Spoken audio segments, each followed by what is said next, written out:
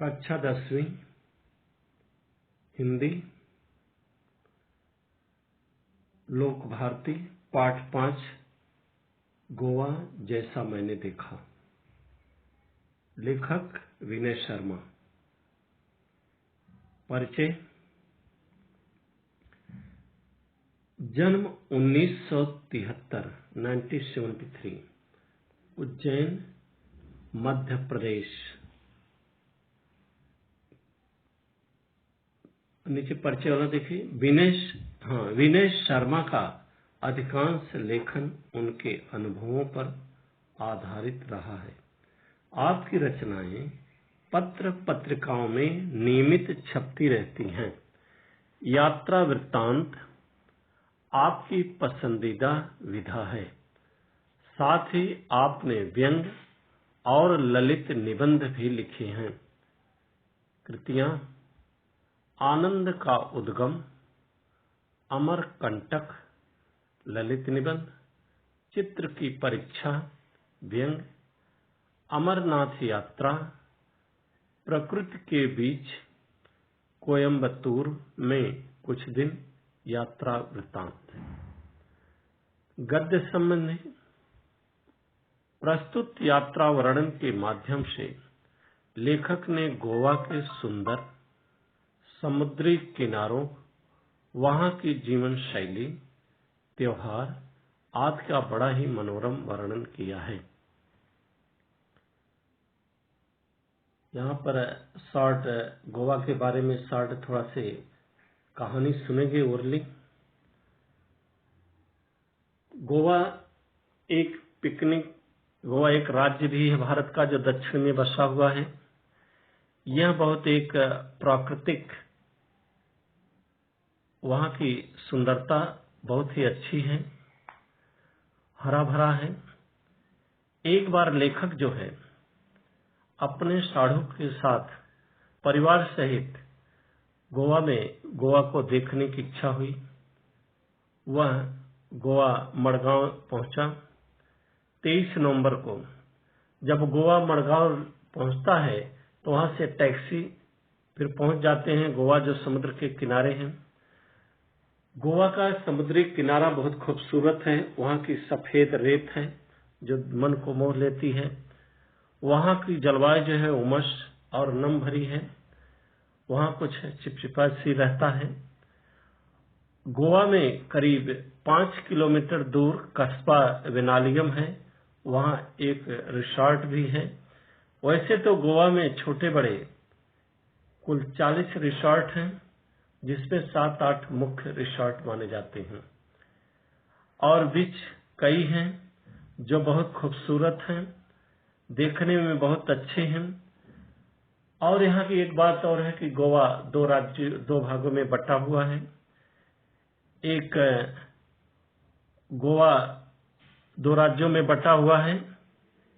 एक उत्तर गोवा बोला जाता है, एक दक्षिण गोवा बोला जाता है। दोनों की राजधानी एक है पणजी। जो पणजी मांडवी नदी के किनारे बसा हुआ है। यह मांडवी गोवा की सबसे बड़ी और वर्ष भर पानी से भरी रहने वाली नदी है। बहुत खूबसूरत है। वहां जो है तमाम प्रकार के पर्यटक गोवा में देखने आते हैं। गोवा का खान पान भी एक अलग ढंग का है। वहां जो है सादा भोजन खोजते रहिए लेकिन मिलता नहीं जल्दी। वहां की समुद्र की लहरें भी खूब हैं।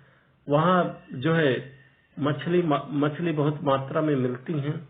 सुबह सुबह जो है मछली का शिकार करने वाले मछली मारते हैं, और उसके बाद वह गोवा की बाजार में ही खप जाती हैं। वहां पर तमाम प्रकार के पर्यटक आते हैं। दिन को तेज धूप भी होती है। शाम को जब सूर्य अस्त हो जाता है, चंद्रमा बाहर आता है, तो वहां का दृश्य बहुत खूब सुंदर भी लगता है और बहुत डरावना भी लगता है। इस तरह से गोवा में लेखक जो है कई दिनों तक रहता है, और वहां होटल भी बुक कर रखा है।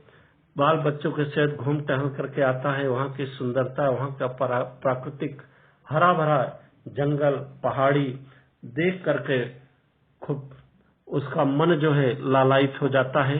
इसलिए लेखक कहता है कि गोवा जैसे सुंदर स्थान, प्राकृतिक स्थान मन को मोह लेता है। और बहुत पर काम करते करते आदमी थक जाता है, टेंशन हो जाता है, तो वहां जाता है, थोड़ा एंजॉय करता है, घूमता टहलता है, तो वह जो है उसका टेंशन दूर हो जाता है और फिर आकर अपने कामों में लग जाता है। इस प्रकार से बहुत ही प्रसिद्ध पर्यटक स्थान है। आइए अब आपकी टेक्स्ट बुक पढ़ते हैं।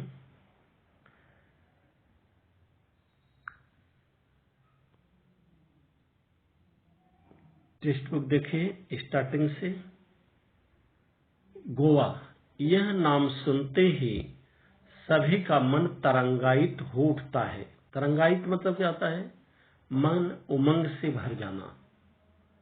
और हो भी क्यों न, यहाँ की प्रकृति, प्रकृति मतलब होता है नेचुरल, जैसे बोलते हैं आबो हवा, जीवन शैली का आकर्षण। आबो हवा मतलब क्या होता है? आबो हवा जलवायु और जीवन शैली का आकर्षण ही ऐसा है कि पर्यटक खुद ब खुद यहाँ खींचे चले आते हैं। देश के एक कोने में स्थित होने के बावजूद यह छोटा सा राज्य प्रत्येक पर्यटक के दिल की धड़कन है। पर्यटक मतलब क्या था? सैलानी, सैलानी। यही कारण है कि मैं भी अपने परिवार के साथ इंदौर से गोवा जा पहुंचा। खंडवा से मेरे साधु साहब भी सपरिवार हमारे साथ शामिल हो गए। 23 नवंबर को जब गोवा एक्सप्रेस मतलब ट्रेन मडगांव रुकी, मडगांव रेलवे स्टेशन है गोवा का, रुकी तो सुबह का उजास, उजास होना सवेरा, प्रकाश, सूर्य निकल आए थे, उजास हो गया था। एक टैक्सी के हॉर्न ने मेरा ध्यान उसकी ओर खींचा और हम फटाफट उसमें बैठ गए। टैक्सी एक पतली सी सड़क पर दौड़ पड़ी। शीतल हवा के झोंकों से मन प्रसन्न हो गया, मतलब सुबह की ठंडी ठंडी हवा, शीतल में ठंडी हवा, और यात्रा की सारी थकान मिट गई। यात्रा में सफर, मैं सोचने लगा कि पर्यटन का भी अपना ही आनंद है। जब हम जीवन की कई सारी समस्याओं से जूझ रहे हो तो उनसे निजात पाने का सबसे अच्छा तरीका पर्यटन ही है। बदले हुए, पर्यटन मतलब पिकनिक मनाने जाना, बदले हुए वातावरण के कारण मन तरोताजा हो जाता है तथा शरीर को कुछ समय के लिए विश्राम मिल जाता है। विश्राम मतलब आराम। कुछ देर बाद हमारी टैक्सी मडगांव से 5 किलोमीटर दूर दक्षिण में स्थित कस्बा बेनालियम के एक रिसोर्ट में आकर रुक गई। एक रिसोर्ट हमने पहले से बुक कर लिया था, इसलिए औपचारिक खाना पूर्ति, औपचारिक जिसे आप फॉर्मेलिटी बोलते हैं, फॉर्मेलिटी खाना पूर्ति कर हम आराम करने के इरादे से अपने अपने स्वीट में चले गए। स्वीट में तो होता कमरा, रूम। इससे पहले कि हम कमरों से बाहर निकले, मैं आपको गोवा की कुछ खास बातें बता दूं। दरअसल गोवा राज्य 2 भागों में बटा हुआ है, दक्षिण गोवा जिला तथा उत्तर गोवा जिला, यानी south Goa district, north Goa district. दक्षिण साउथ और उत्तर नॉर्थ इंग्लिश में है। इसकी राजधानी पणजी, कैपिटल, राजधानी मतलब कैपिटल इंग्लिश में, पणजी मांडवी नदी के किनारे स्थित है। दोनों राज्यों की कैपिटल क्या है? पणजी, ठीक है। यह नदी काफी बड़ी है तथा वर्ष भर पानी से भरी रहती है। फिर भी समुद्री इलाका होने के कारण यहाँ मौसम में प्रायः उमस बोलता होता गर्मी, उमस तथा हवा में नमी बनी रहती है, मतलब ठंडा गर्म। ठीक है। शरीर चिपचिपा रहता है, शरीर चिपचिपा रहता है क्योंकि खारा पानी है, हवाएं वहां की, लेकिन मुंबई जितना नहीं, क्योंकि यहाँ का हरितमा से भरपूर है। फिर भी धूप तो तीखी ही होती है। हरितमा माने हरा भरा। गोवा कैसा है? एकदम जंगल पहाड़, एकदम हरे भरे पेड़ हैं। हरितमा में हरा भरा। और धूप क्या होती है? तीखी। तीखी मतलब बहुत तेज धूप लगती है वहां। यूं तो गोवा अपनी खूबसूरत सफेद रेतीली तटों माना था किनारा, समुद्र का किनारा जो कैसा हुआ कि रेत जो यहाँ रेत देखते हैं ना, रेती ब्लैक होती है, वो सफेद है, सफेद व्हाइट। सफेद रेतीले तटों, महंगे होटलों तथा खास जीवन शैली के लिए जाना जाता है। लेकिन इन सब के बावजूद यह अपने में एक सांस्कृतिक विरासत भी समेटे हुए है।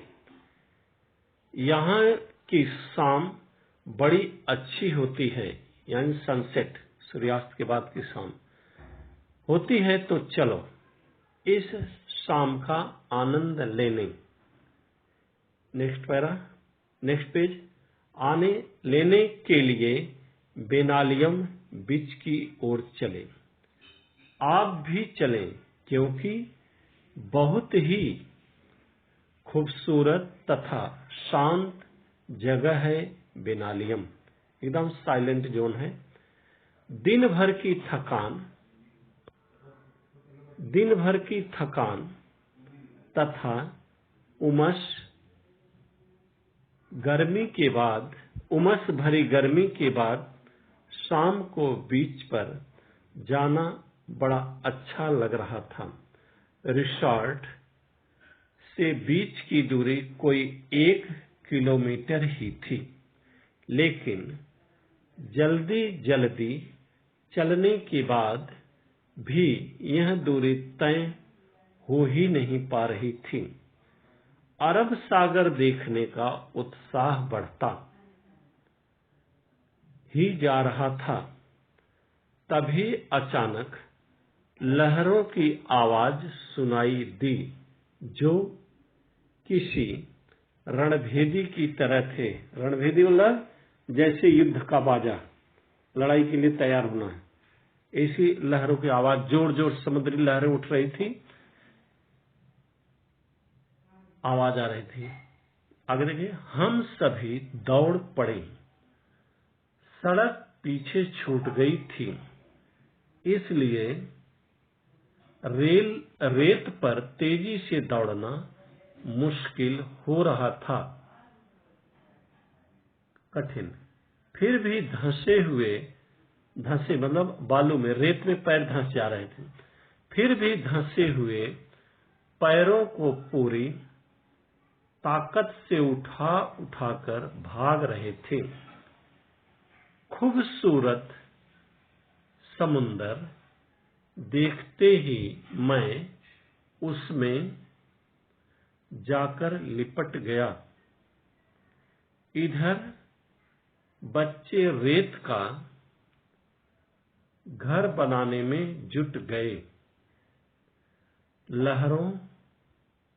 लहरें उनका घर गिरा देती तो वे दूसरी लहर आने के पहले फिर नया घर बनाने में जुट जाते। यानी बच्चे रेत का घर बना रहे थे, जब लहरें आती थी घर गिर जाते थे रेत, फिर बच्चे फिर बनाने लगते थे। यही क्रम चलता रहा, मतलब यह सिस्टम चलता ही रहा।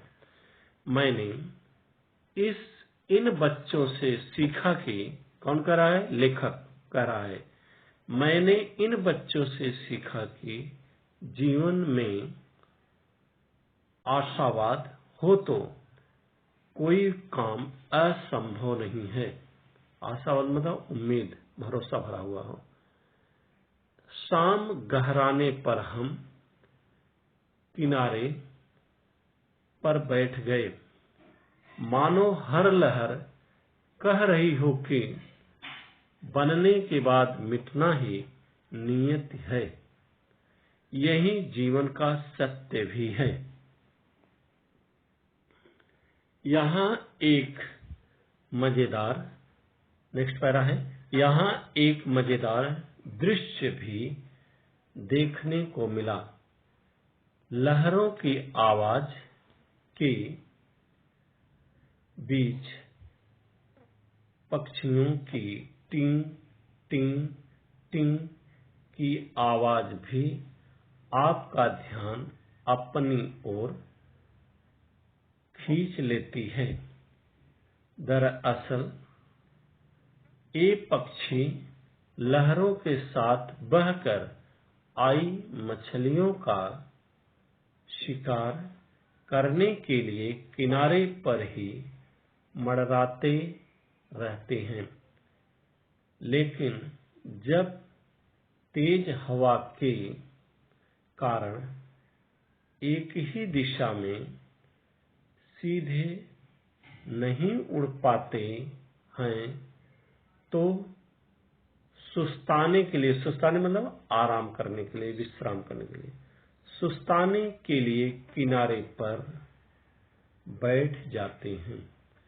यहाँ बैठे कुत्तों को इसी बात का इंतजार रहता है। मौका मिलते ही वे इन पर झपट पड़ते हैं, लेकिन बेचारे कुत्तों को सफलता कम ही मिल पाती है।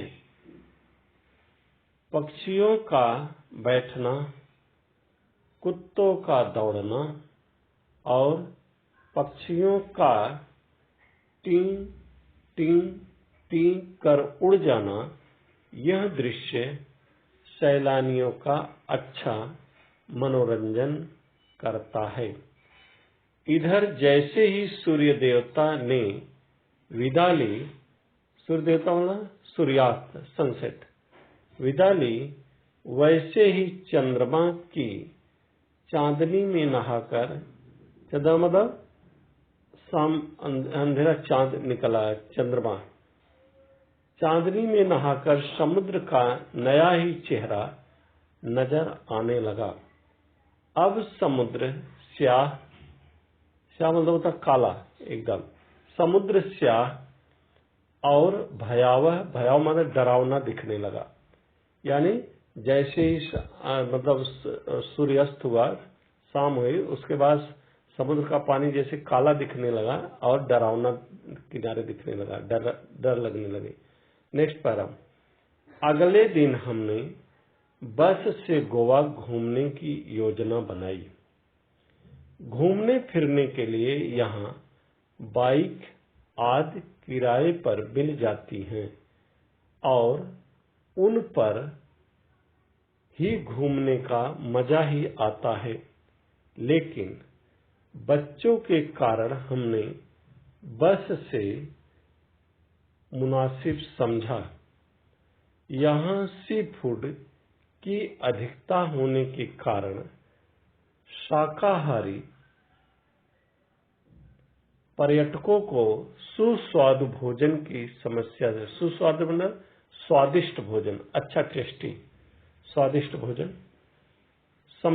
सुस्वाद भोजन की समस्या से भी दो चार होना पड़ता है। दो चार मतलब जूझना, यानी परेशान होना पड़ता है। यहाँ शाकाहारी भोजन बहुत कम मिलता है। दो चार होना मतलब जूझना, परेशान होना। काफी भटकने के बाद अच्छा भोजन मिल गया तो समझो किस्मत और जेब तो ढीली हो ही गई। जेब ढीली होना मतलब बहुत अधिक खर्च होना।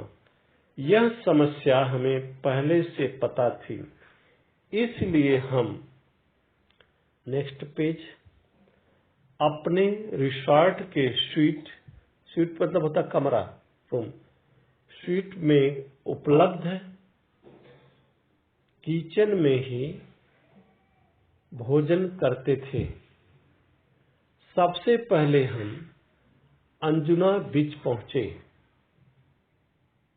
बीच का नाम अंजुना है।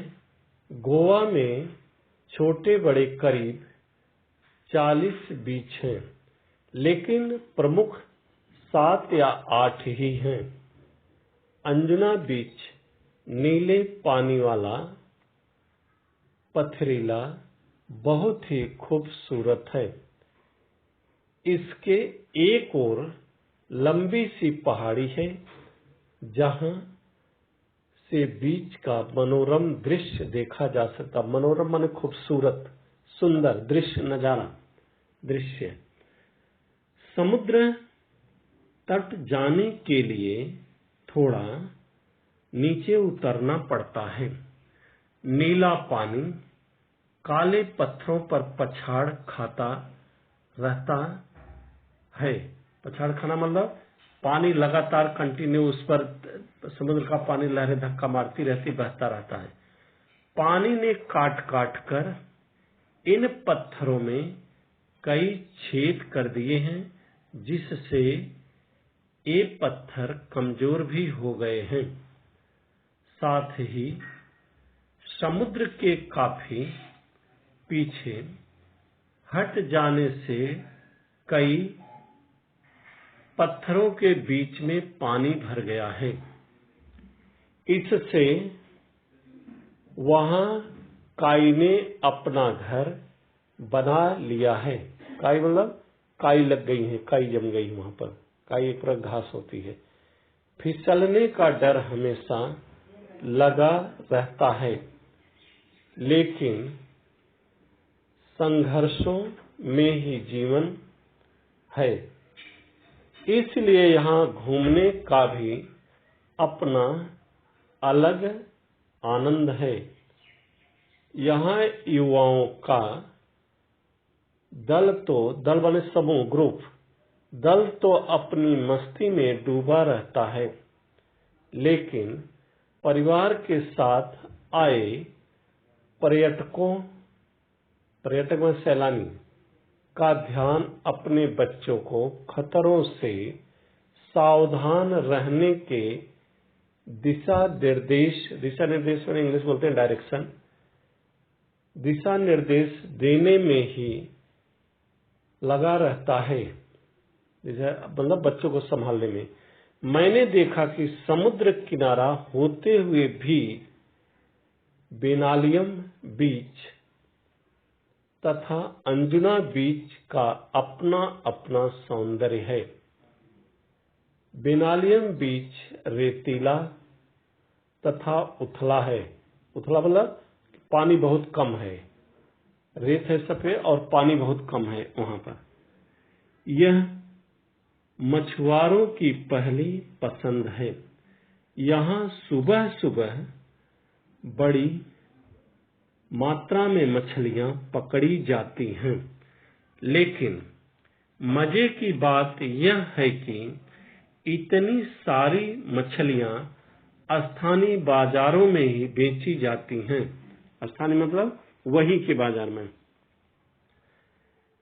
इनका निर्यात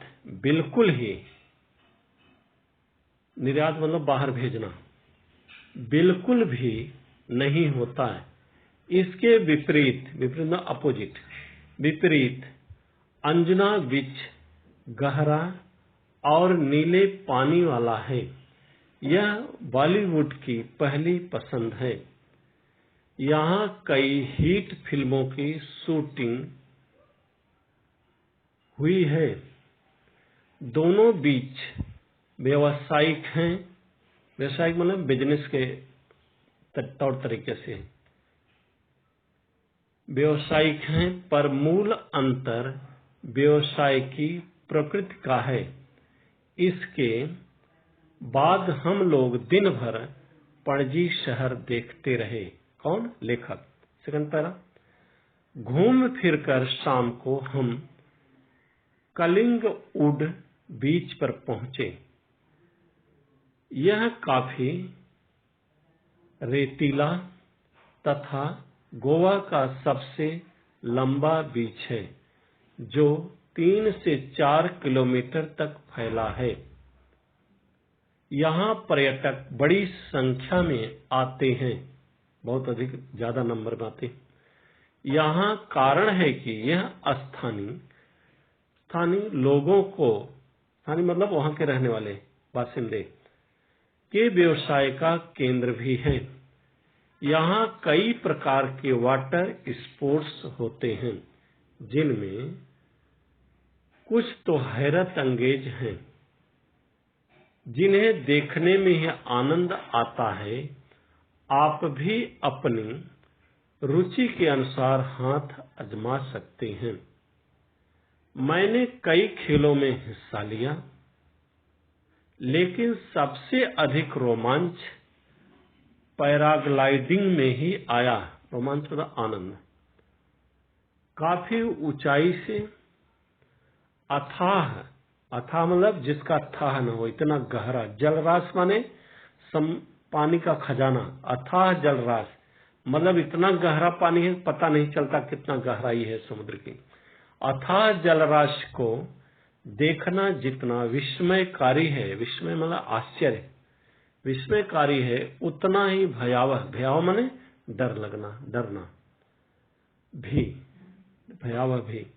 दूर दूर तक पानी ही पानी, तेज हवा और रस्सियों से हवा में लटके हम यानी मैं और मेरी पत्नी दोनों डर भी रहे थे और खुश भी हो रहे थे। डर इस बात का कि छूट गए तो समझो गए, और खुशी इस बात की कि ऐसा रोमांचक दृश्य पहली बार देखा। सचमुच अद्भुत। अद्भुत माने अनोखा। इसके बाद नेक्स्ट पेज। हम यहाँ 4-6 दिन रहे, लेकिन हमारी एक ही दिनचर्या रही। दिनचर्या माने रोज का काम, रोज का कार्य एक जैसे। दिनचर्या रही। सुबह जल्दी उठना, फटाफट नाश्ता करना और दिन भर घूम फिरकर थक कर शाम को रिसोर्ट आकर थकान मिटाने के लिए पुल में तैरना। एक दिन कोलवा बीच पर हमने बोटिंग का भी आनंद लिया। बोटिंग नाव चलाना, बोट नाव। यहाँ हमने डॉल्फिन, मछलियां देखी। हालांकि ये छोटी थी, पर बच्चों ने अच्छा आनंद लिया। Next para. इस दौरान यहाँ नवरात्रि तथा दशहरा पर्व मनाने का सौभाग्य भी प्राप्त हुआ। सौभाग्य मतलब नसीब, भाग्य। उत्तर भारत मतलब नॉर्थ इंडिया, उत्तर भारत में। उत्तर भारत में जिस तरह हर घर तथा गली मोहल्ले में भी दुर्गा की घट स्थापना कर तथा लड़कियों द्वारा गरबा कर पर्व मनाया जाता है, ऐसा ही यहाँ भी होता है। रावण का पुतला कहीं भी नहीं जलाया जाता है। सुबह से लोग अपने वाहनों की सफाई कर उनकी पूजा करते हैं और शाम को भगवान की एक पालकी मंदिर ले जाई जाती है। इसके बाद एक पेड़ विशेष की पत्तियां तोड़कर लोग एक दूसरे को देकर बधाई देते हैं। सबकी अपनी अपनी सांस्कृतिक परंपरा है। वो सोना कहा जाता है जो पत्तियां देते हैं। शीशम होता है, शीशम का पेड़ होता है, उसकी पत्तियां तोड़ करके वो उसको सोना कह करके दिया जाता है। एक विशेष प्रकार पत्ती मतलब शीशम का पेड़ होता है, उसके पत्तियां होती हैं। आगे देखिए लास्ट पैरा। इतने कम दिनों में मैं गोवा को पूरा देख समझ तो नहीं पाया, पर इतना जरूर समझ गया कि पश्चिमी फैशन और सभ्यता में रचा बसा होने के बावजूद यह भारतीय संस्कृति को पूरी तरह से आत्मसात किए हुए हैं। पर्यटक फैशन के रंग में कुछ देर के लिए भले ही स्वयं को रंग कर चले जाते हों, लेकिन स्थानीय लोग अपनी सांस्कृतिक परंपरा की उंगली अब भी पकड़े हुए हैं। अर्थात वहाँ मॉडर्न फैशन है, लेकिन वहाँ की सभ्यता संस्कृति के लोग आज भी अपनी सभ्यता संस्कृति संभाले हुए हैं। इस प्रकार